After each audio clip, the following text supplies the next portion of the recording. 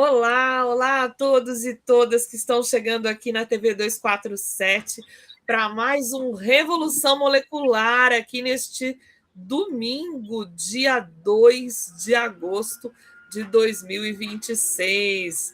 Tudo bem aí, Mônica, com você? Tudo ótimo, frio danado, mas está ótimo. Infelizmente a gente tinha combinado a entrevista hoje, né, com o nosso querido Eduardo Marinho, mas ele teve um contratempo, né, um mal-entendido. Então nós hoje vamos fazer um programa bem Revolução Molecular mesmo, improvisado, né, Valéria? Exatamente, a gente tinha toda uma programação para falar com o Eduardo, mas vamos aí improvisar de maneira interessante aqui os nossos temas, né? A gente está fazendo, está inclusive oscilando, né? Tem semana que a gente tem convidado, tem semana que a gente não tem, justamente para poder aprofundar um pouco nos temas da esquizoanálise, mas essa semana tinha convidado. Então, eu estava comentando aqui com a Mônica estava relembrando, né, alguns espaços aí interessantes que foram importantes aí até pela existência do trabalho do Eduardo, mas do espaço Félix Guattari, que é o seu espaço aí, que é esse espaço onde a Mônica está. Então, Mônica, a gente podia fazer uma coisa diferente, você podia contar um pouco do seu da sua convivência com o Guattari, com o Félix Guattari, né?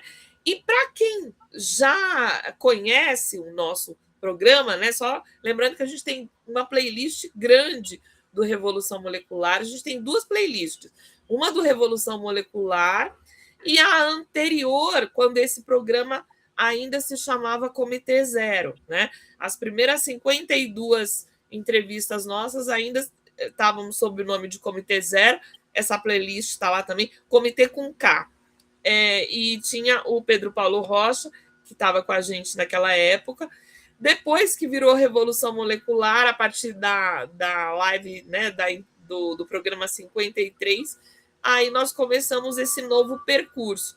O Revolução Molecular é o livro e é um termo da obra do Guattari, que é a esquizoanálise, né? Então, se você pudesse a gente fazer uma conversa mais didática, falar o que é a esquizoanálise, quem foi Félix Guattari, e você trabalhou com Félix Guattari na França, na famosa Laborde. Então, Laborde. E daí você podia falar um pouco do que era a Laborde, entendeu? Então, é isso. Eu primeiro vou dizer por que nós íamos trazer o Eduardo, né? Eu acho importante informar que está tendo uma peça de teatro chamada Manifesto, em São Paulo, que é sobre a trajetória do Eduardo Marinho, né? E então eu vou começar a falar do espaço onde nós nos conhecemos e que, por acaso, e não é por acaso, né? Também o João da Mata, o nosso saudoso Roberto Freire, né, do Somaterapia, Eduardo Marinho, eu, e o primeiro Espaço Cultural Félix Guattari, só foi possível porque existia um lugar chamado Visconde de Mauá. E Visconde de Mauá, na Serra, Minas Gerais, São Paulo e Rio de Janeiro. Então, tem a divisa, né? Foi um lugar onde eu tratei o luto pela morte do Guattari. E foi onde foi o primeiro espaço cultural Félix Guattari, junto com a Jaqueline Leite Caldas, que é uma atriz, né, e educadora, que me deu muito apoio naquela época, que é a mãe do meu filho afilhado, que nós fizemos o primeiro Espaço Cultural Félix Guattari, e aqui nós já estamos, nesse sítio aqui, que eu herdei, né, o terceiro Espaço Cultural Félix Guattari. Então,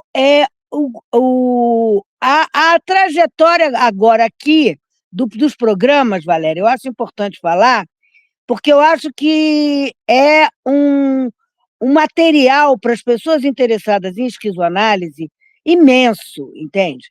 Porque, pela primeira vez, está sendo trazido para um público leigo o Antiédipo, o Revolução Molecular, toda os livros do Guattari que eu cito aqui, e os programas com pessoas extremamente competentes que têm trabalhos maravilhosos. Então, tem muito, porque a esquizoanálise ela fala da prática. O que é a esquizoanálise? Esquizoanálise, quem era o Félix Guattari? Né? Félix Guattari, em primeiro lugar, era um militante de extrema esquerda, um cara muito interessado nos movimentos revolucionários. E ele conviveu com Michel Foucault, trabalhou com Gilles Deleuze, Basaglia, se envolveu nos movimentos Maud Manoni, os movimentos de antipsiquiatria e antipedagogia, como é muito importante, como o anti-Édipo, com I, que são movimentos revolucionários que mudaram, né, toda a estrutura, tanto das escolas, da educação, como da psiquiatria. E ele, junto com o psiquiatra Jean Oury, foi um dos fundadores da Clínica Laborde, fazendo parte do movimento de antipsiquiatria francês, que foi a primeira clínica psiquiátrica aberta. Então, esses movimentos são movimentos revolucionários, e o anti é porque faz uma análise profunda das relações de poder e de opressão que as instituições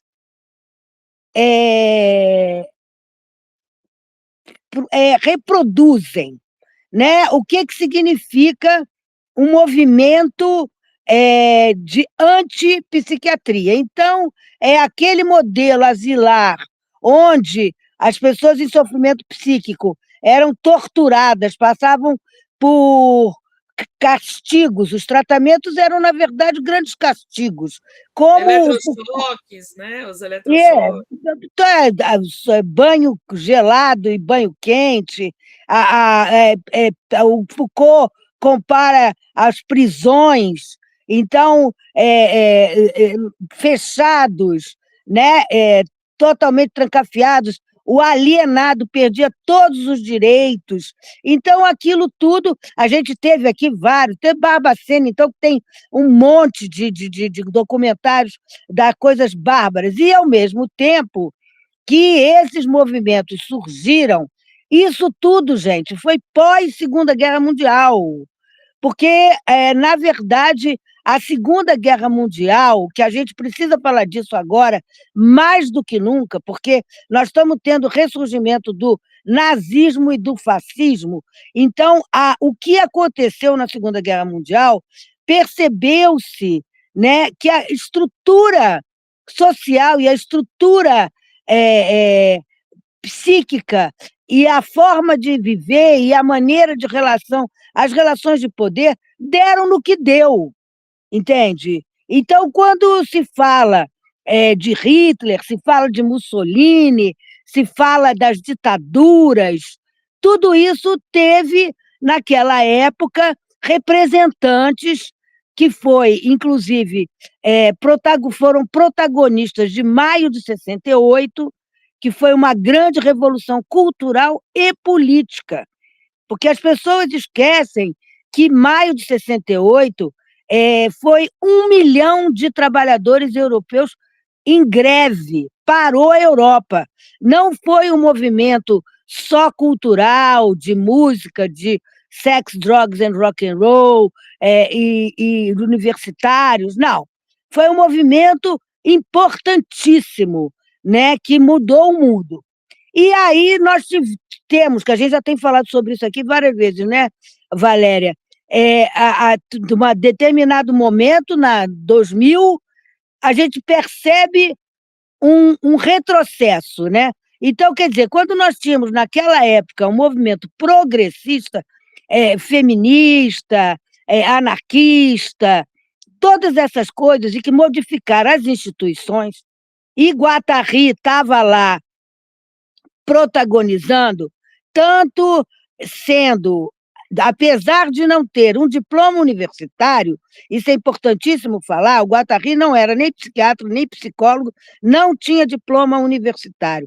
O Guattari foi convidado para ser vice-diretor da Clínica Laborde, que acolhia entre 150 e 200 pacientes psiquiátricos graves, né, numa instituição que era num castelo aberto e com práticas terapêuticas revolucionárias e onde as pessoas se tratavam e iam embora, porque ninguém nasce para viver num hospital.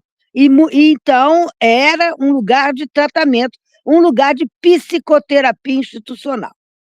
Então, Guattari, ele acompanhava os movimentos revolucionários. Então, ele teve aqui no Brasil, inclusive tem um livro que fala da conversa que ele teve com Lula. Ele era um admirador do PT, um admirador do Lula e acompanhava os movimentos políticos de abertura brasileiro com grande emoção e vinha sempre ao Brasil, como ele era um viajante, ao mesmo tempo que ele escreveu e fez uma análise muito séria, o que eu chamo a esquizoanálise, o estudo do desejo na sociedade. Então, o que é isso? Primeiro, rompendo com a psicanálise clássica. Ele foi analisando do Lacan, entende? Fez formação psicanalítica, então por isso que ele muitas vezes se refere a ele como psicanalista, e como que o desejo ele foi capturado pela sociedade, pelo sistema, e faz com que as pessoas façam coisas contrárias aos seus desejos manifestos. Então, dali surge uma noção de um inconsciente maquínico. É um inconsciente mais amplo, muito maior do que o inconsciente definido pela psicanálise.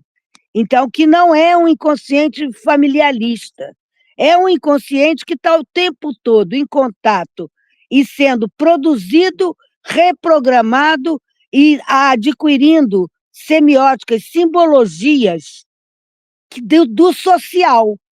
Então, é quando se inclui a sociedade, o econômico, o político nas questões psíquicas. Então, não se faz uma análise só das questões de infância, nem das questões de família, fora do contexto. Então, a gente tem uma análise muito mais ampla, e eu acho que a esquizoanálise ela entra nesses modelos de reforma psiquiátrica brasileira, ela entra nesses modelos de mudança das escolas. A escola, como eu sempre falo do The Wall, né? Do Another Brick in the Wall, aquele modelo de escola retrata bem o que seria resultado da psicologia comportamental, porque nós tínhamos outras psicologias. O objeto de estudo da psicologia era o comportamento, e a gente tinha a psicologia comportamental condicionando os comportamentos, representada na União Soviética, Rússia, né? E nos Estados Unidos da América do Norte, nós temos o Skinner e o Pavlovsky fazendo as experiências com ratos e cachorros. Então, é um rompimento, a esquizoanálise surge rompendo com a psicanálise, com a psicologia comportamental e chegando mais ao lado das psicologias humanistas, entende? E abrindo o campo social também como um campo de análise. O que a sociedade produz no ser humano? Então, a experiência de Visconde de Mauá, eu acho importantíssimo falar sobre Visconde de Mauá, porque foram várias experiências que frutificaram o Visconde de Mauá. Inclusive, o meu médico era o Dr. Luiz Moura, um dos primeiros ortomoleculares do Brasil. Então, em Visconde de Mauá, que era um lugar aberto, bem diferenciado. Então, em Visconde de Mauá, praticamente, era um lugar dentro do Brasil de drug-free. Então, as pessoas iam, havia um consumo de drogas, assim, na época, não tinha, a cocaína não era uma droga popular, mas havia uma liberdade com relação à sexualidade. As pessoas que moravam lá e que tinham escolhido viver lá tinham uma vida muito mais para o lado hippie. Então, como o Eduardo Marinho, produtor, artesão, produzia, e eu levei o Espaço Cultural Félix Guattari para lá, e o Espaço Cultural Félix Guattari funcionava no centro de Visconde de Mauá, ali em Maringá do Rio, né? E onde passava ali, Cecília Coimbra conheceu o meu trabalho, né? Tiveram várias pessoas, Roberto Freire ia sempre, onde haviam palestras de revolução molecular com The Wall, e, ao mesmo tempo, tinha um restaurante, que era o Na Lenha. A Jaqueline era vegetariana, então a única coisa aqui fora da questão vegetariana era a truta, que era um peixe da região maravilhoso, né? E o restaurante tinha muito sucesso, e o espaço cultural tinha livraria, além do que toda a minha produção orgânica produzida aqui nesse sítio ia para Visconde de Mauá. Então, nós, ao mesmo tempo que a gente supria uma falta grande na região, que as pessoas queriam ser vegetarianas, queriam se alimentar de coisas saudáveis, porque as 3 ecologias do Guattari também, que é a grande sacação do Guattari em 89, que a destruição do meio ambiente ela é a ponta de um iceberg. Tem destruições mais profundas, que é com relação às subjetividades e com relação à relação entre os países. Então, tudo isso a gente vê hoje. Quer dizer, a esquizoanálise também é autodidata e autogestiva, na medida em que qualquer pessoa pode pegar e ler os livros, assistir os áudios, os vídeos, que tem hoje à vontade no YouTube, dele, do Gilles Deleuze, questionando principalmente a questão do Édipo, né?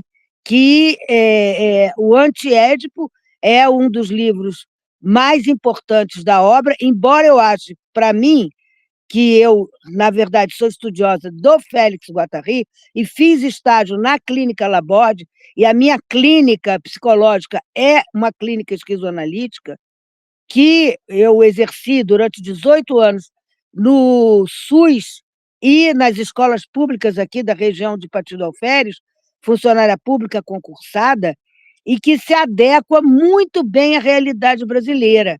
E isso o Guattari já dizia naquela época, por isso que ele gostava tanto de vir ao Brasil e trocava com tantos brasileiros, por causa de achar que o Brasil não tinha sido ainda capturado pela lógica capitalística como a Europa ou a América do Norte.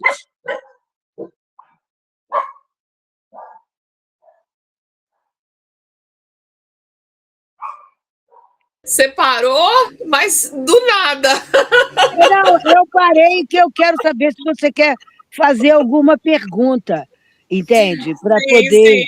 Sim, eu estava separando aqui, tentando separar, porque eu estou num outro computador, não é o meu computador, né? Então eu não estou com acesso.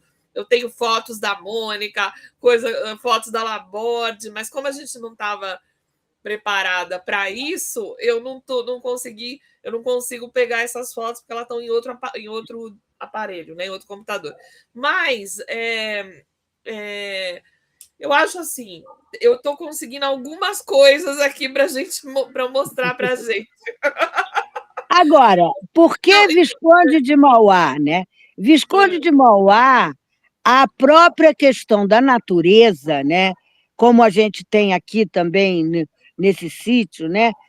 Eu acho que corrobora muito porque as pessoas que vão para lá, elas primeiro já querem um contato grande com a natureza. Como o João da Mata falou aqui, que ele faz os encontros de soma ainda lá em Visconde de Mauá, onde tinha a propriedade do Roberto, né? E porque essa é uma questão fundamental, né? A gente imaginar o que a gente fala em termos de vida do ser humano, né? O que o ser humano realmente precisa para viver.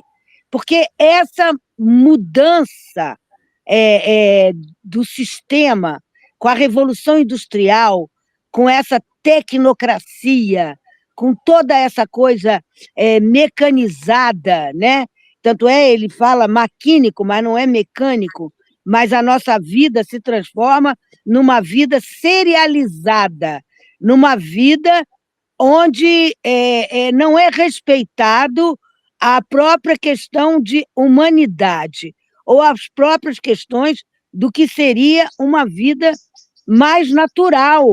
Então, você ter contato com a natureza, isso resgata o que seria uma coisa essencial para o ser humano, que talvez, se o contato com a natureza, talvez, e a gente tem certeza, favorece a diminuição do sofrimento psíquico, entende? A vida na cidade, a vida urbana, né? Porque houve essa mudança para a cidade e esse modo de vida urbano unidimensionalizante. Então, todo mundo tem que viver igual, não há respeito aos desejos, a criatividade não é valorizada. Então, lá em Visconde de Mauá, a maioria das pessoas eram artistas, tá? Que faziam suas produções artísticas e sobreviviam. Inclusive, o Eduardo Marinho criou filhos, e isso também é um outro detalhe, gente, prestem bem atenção. Essas crianças, como o meu filho afilhado, e os filhos do Eduardo, e outras crianças de Visconde de Mauá, como elas são hoje adultos, elas viraram marginais, elas são bandidos, elas são doentes. Não, elas são crianças que estão maravilhosas. Então, a esquizoanálise também questiona o que é a desinformação desse sistema retrógrado e de direita que demoniza todo os modos de vida alternativos e progressistas, entende?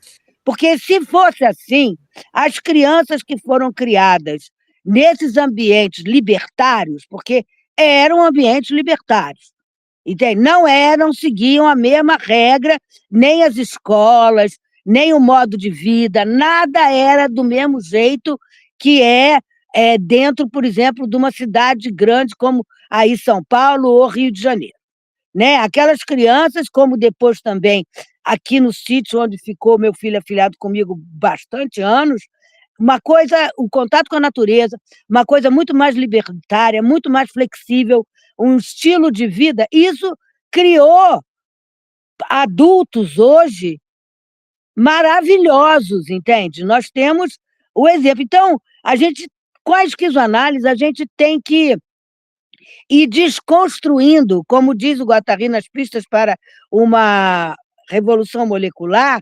desfazer-se do significante.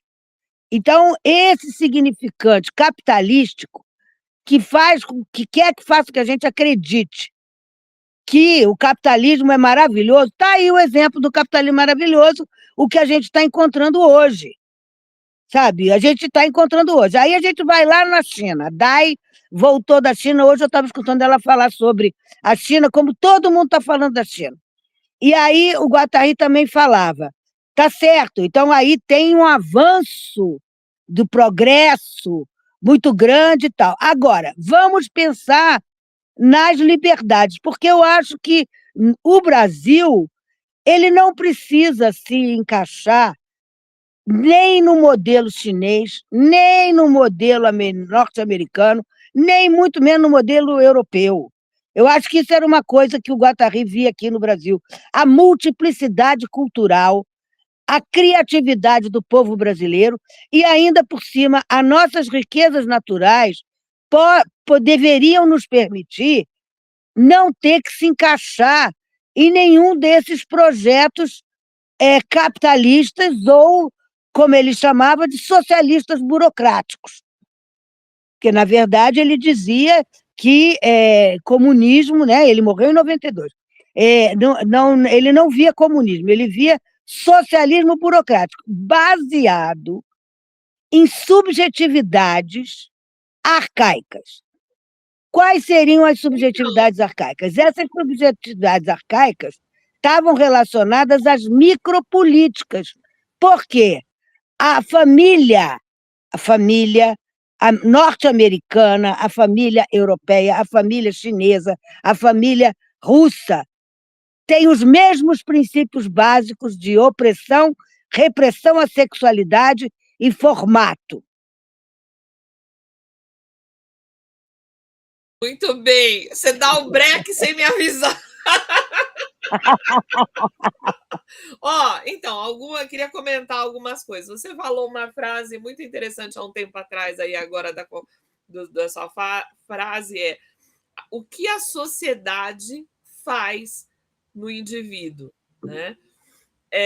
Na verdade, eu acho que assim, a grande questão, acho que o grande lance da esquizoanálise, me parece, Mônica, eu que estou engatinhando aqui no conhecimento, é você ter uma visão crítica das estruturas sociais nas quais nós estamos inseridos, né? Porque a gente normaliza uma série de violências, uma série de repressões, uma série de situações cotidianas que a gente vai entendendo assim, isso é assim mesmo, não tem o que fazer contra isso, essa estrutura capitalista é essa daí mesmo, não tem como mudar. Então você vai tentando encontrar brechas de alguma saúde, vamos dizer assim, no meio de um campo minado, né? De um campo de destroços, porque infelizmente o sistema capitalista ele é um sistema que necessita dessas violências, necessita da discrepância entre as econômicas entre as pessoas, necessita de grupos subjugados, necessita de uma subjetividade que vai sendo construída para aceitar e assimilar essas violências como sendo naturais, né?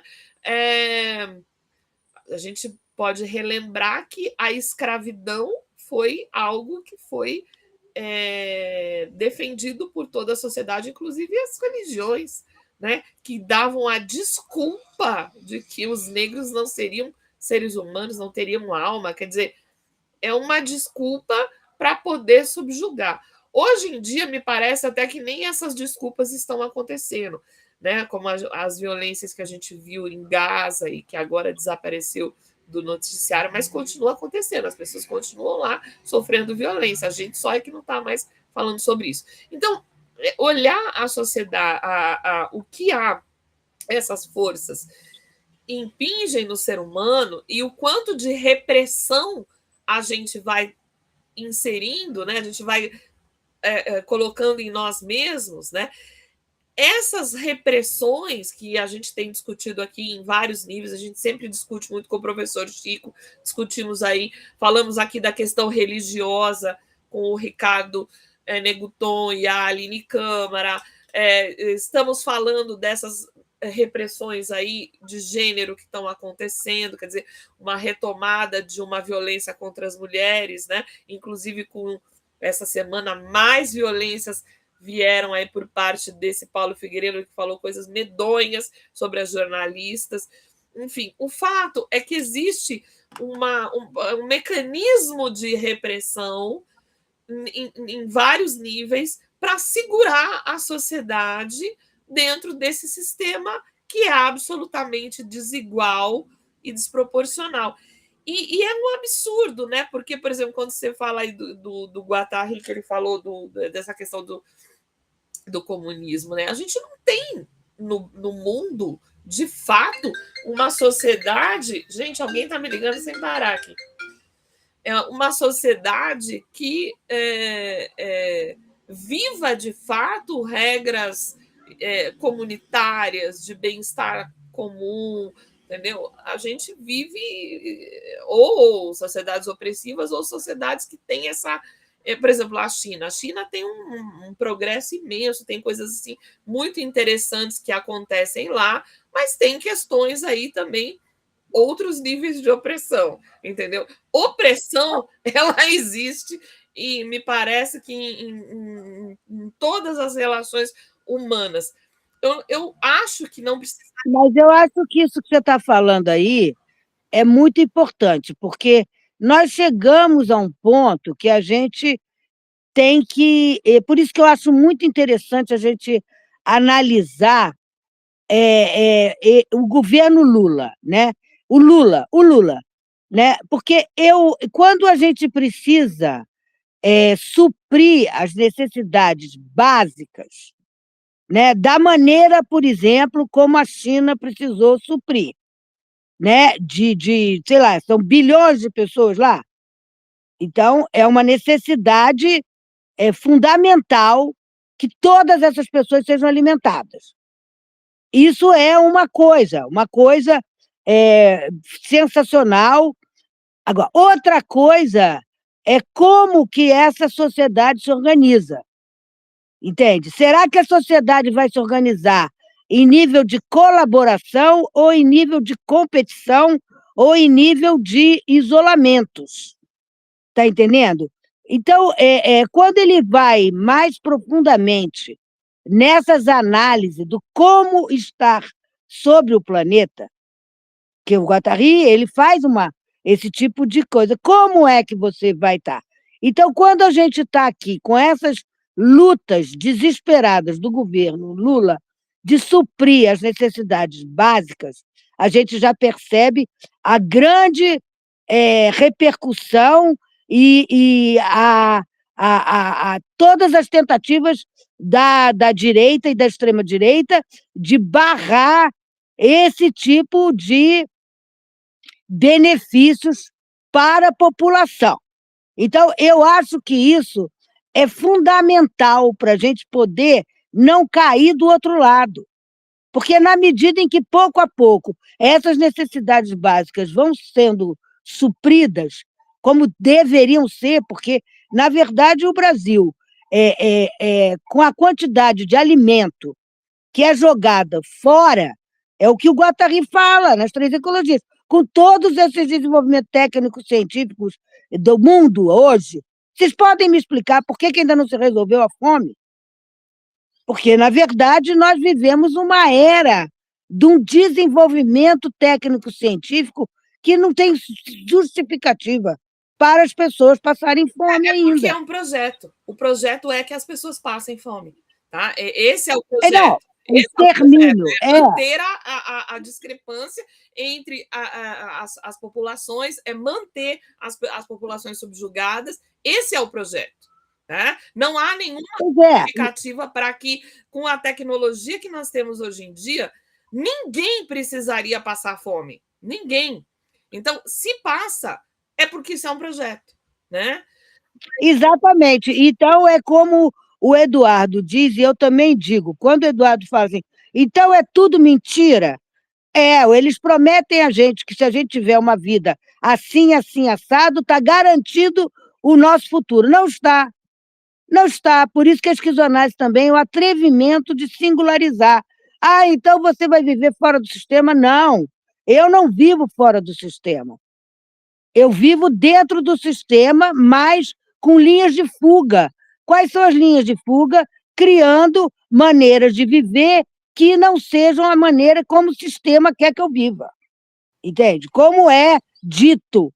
Você tem que ser. Então, quando eu falo da questão da experiência fantástica que eu tive em Visconde de Mauá, é porque em Visconde de Mauá todo mundo tinha uma coisa que era de subsistência. Todo mundo vivia com o que gostava, com a sua criatividade, todo mundo inventava e todo mundo sobrevivia. Ninguém era rico. Tinha os donos de pousada, como em todos os lugares tem isso. Mas, ô Valéria, naquela época não tinha nem muro, nem portão nas pousadas, não tinha roubo, não tinha estupro, não tinha. Você podia andar pelada lá, doida, no meio da Praça da Maromba, que nada acontecia com você. Então, essa experiência de Visconde de Mauá eu acho muito importante, porque como a experiência de maio de 68, Deleuze e Guattari fala, foi capturada, eu acho que também a experiência de Visconde de Mauá foi capturada, entende? Quem viveu aquela época sabe o que era aquela Praça da Maromba, sabe o que era Visconde de Mauá, aquelas cachoeiras, aquela malucada, aquela liberdade com a maior fraternidade, entende? Com zero violência praticamente, entende? Não tem índice. Índices, eu acho que a gente pode olhar os índices, olhe lá na região de Visconde de Mauá. Então, pessoas drogadas, bêbadas e tal, são violentas. Não tinha nada disso lá.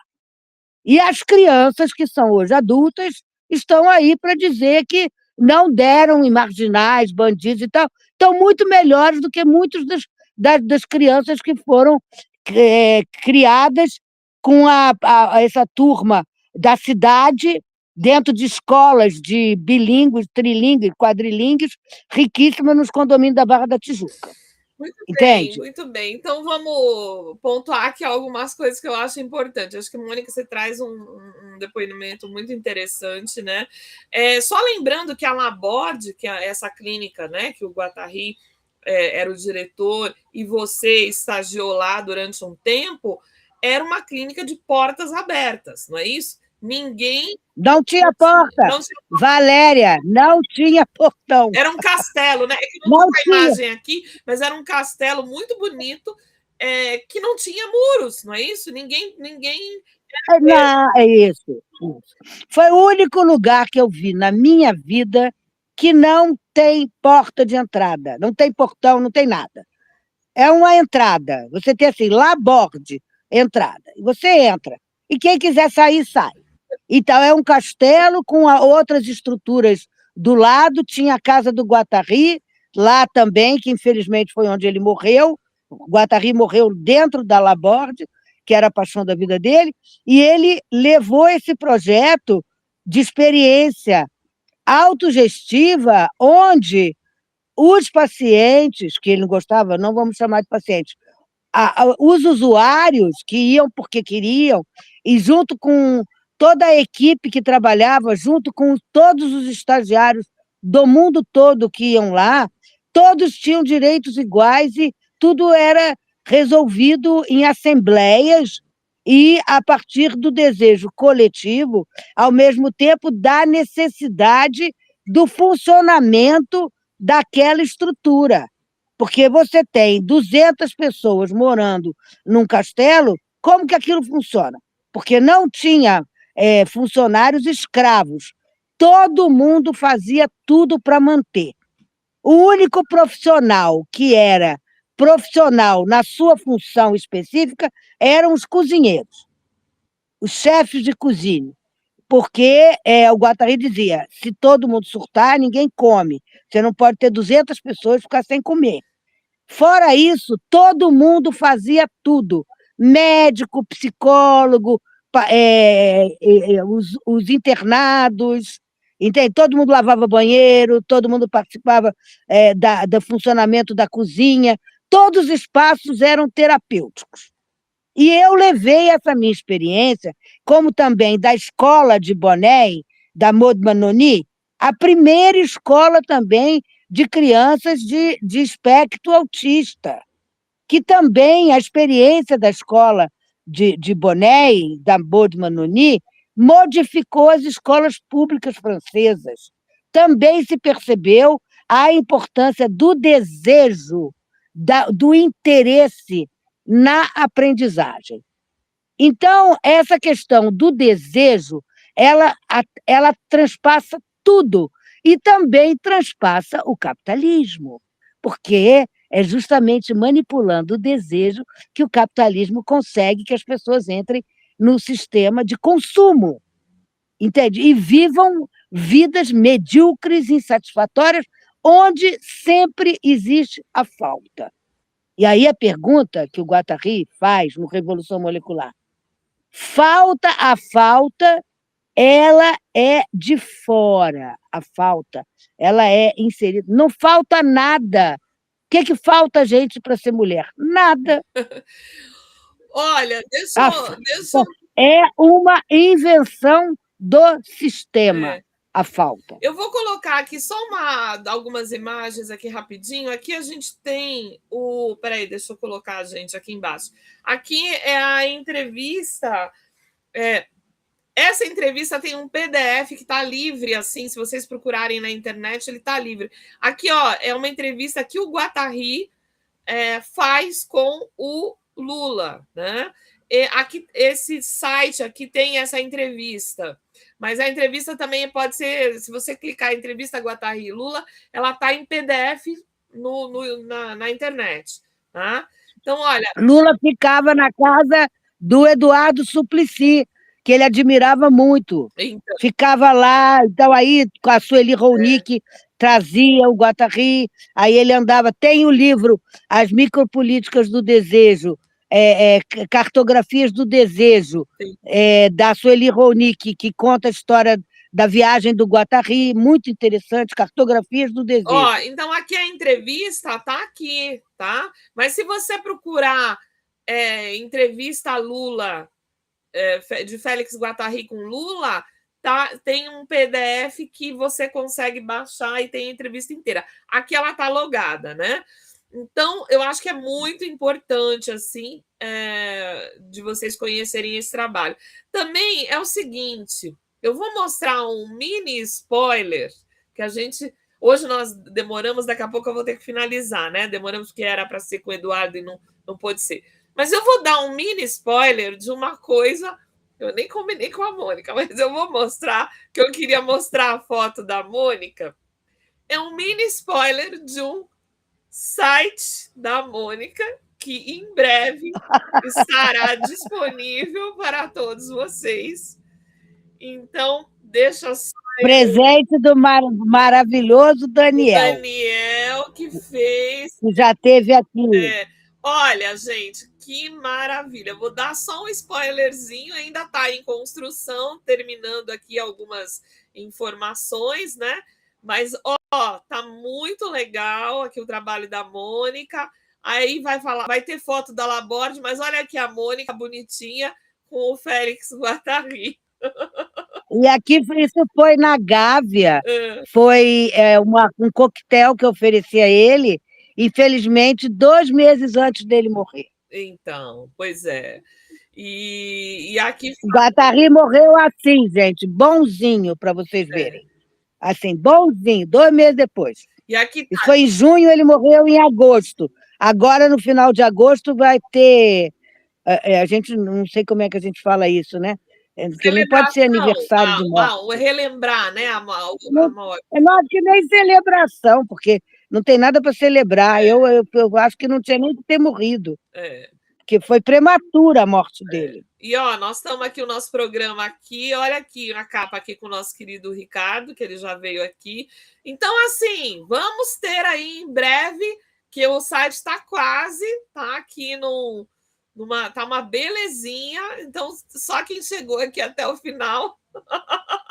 E eu reitero, leiam Guattari, leiam, aproveitem esse pensamento, porque a revolução molecular é de cada um, e a vida da gente é só uma, até que me prova o contrário, é só uma, ninguém voltou para contar, olha, estava bom lá, não sei o quê. Então, é melhor a gente aproveitar, porque a vida é rápida, passa rápido, e às vezes a gente cai em armadilhas do sistema que nos aprisionam por anos e anos e anos. E, gente, eu vou dizer uma coisa para vocês, é muito bom chegar na idade que eu cheguei e dizer, eu tive uma vida maravilhosa, eu aproveitei muito a vida. Agora, tem muita gente da minha idade... Está bem novinha ainda. Não, ainda tem, não, lógico, mas eu já vivi mais do que eu vou viver. Sim. Só que tem gente que chegou na minha idade e fala, poxa, eu não vivi, tá bom, é agora, vai poder? Não, não, porque passou o tempo, entende? Então, que os jovens aproveitem muito a juventude, entende? Não tenham medo, porque isso aí tudo, eles incutem o medo também. O sistema capitalista também, ele incute, cria esquizofrenia e paranoia. Então, a esquizofrenia é a dissociação, é o sofrimento psíquico tal que o ser humano se esfacela. Por isso que é esquizoanálise, é mais baseado na psicose que está indo a galope. A gente cada vez vê mais pessoas dissociando, porque o sofrimento é tão grande, a vida que obriga as pessoas a viver é tão sofrida que a pessoa, pá, dá uma ruptura. E paranoia. Paranoia é o quê? O medo. O tempo todo você passa a ter medo de tudo. E isso é uma invenção, gente. Olha, eu sempre falo aqui da dissonância cognitiva do professor João César, que eu acho que isso é também uma ferramenta imensa do sistema. E uma outra coisa que vocês, por favor, prestem atenção, nas personalidades sadomasoquistas. Porque a gente está cercado de sadomasoquistas.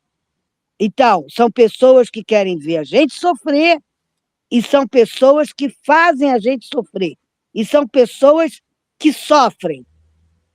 Tudo bem, se a pessoa não pode ter prazer nenhum, né? Porque são determinadas religiões aí, você não pode ter prazer nenhum, você não pode dançar, você não pode beber, você não pode fazer sexo de uma maneira prazerosa. Prazer é interditado.